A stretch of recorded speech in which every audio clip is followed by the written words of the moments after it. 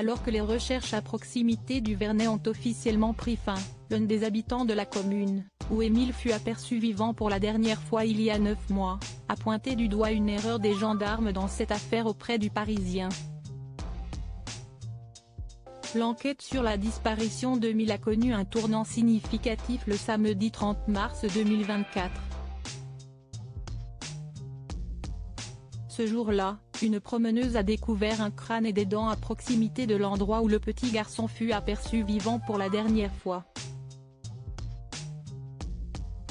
Les analyses ADN ont ensuite confirmé qu'il s'agissait bien des ossements de l'enfant. Les enquêteurs ont donc mis en place des recherches approfondies dans la zone où la dépouille d'Émile fut retrouvée. Quelques jours plus tard, les vêtements du petit Émile ont été découverts, ainsi que d'autres ossements lui appartenant. Alors que les fouilles ont été officiellement arrêtées, les enquêteurs ignorent encore les causes de la mort du garçonnet. Interrogé par le Parisien, un habitant du Vernet semble persuadé de savoir comment Émile a perdu la vie.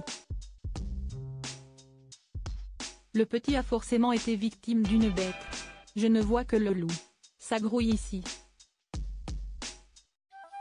Les éleveurs ne sont pas tranquilles, ils se font croquer des brebis, il y a des patous partout pour protéger les troupeaux. On dit que le loup a peur de l'homme, mais quand s'y estie un gamin haut comme 3 pommes, il doit voir ça comme n'importe quelle proie, a-t-il déclaré. Si la battue n'a rien donné, ça ne m'étonne pas. S'y estie très en pente, glissant. On peut se rompre le cou. Donc, les bénévoles, il y en a tout de suite moins pour aller là-dedans.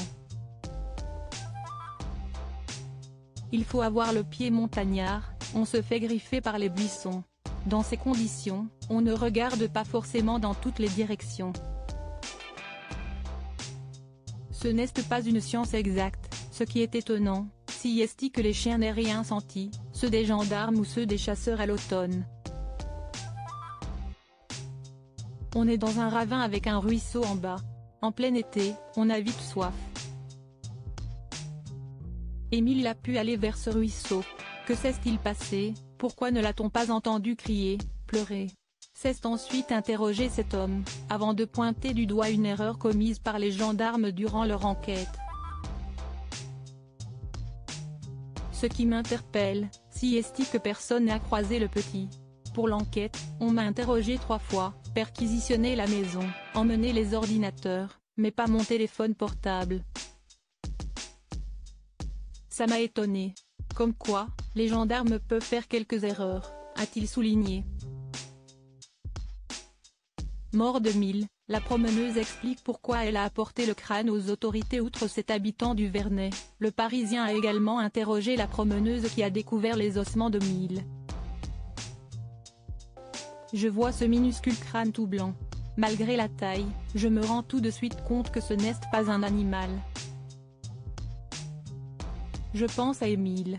Si est très dur, très triste. Oui, j'ai pleuré. Si je l'avais laissé là, que se serait-il passé le temps de prévenir les gendarmes? Le temps de rebrousser chemin, de les appeler, qu'ils viennent. Quelqu'un d'autre aurait pu le prendre. Ou alors l'eau qui coulait, avec la pluie, aurait pu l'emporter. J'ai donc fait ce qu'il me semblait le mieux. Je l'ai mis dans des sacs en plastique que je réserve pour me protéger les pieds du froid et de l'eau, comme le font les alpinistes, a-t-elle indiqué.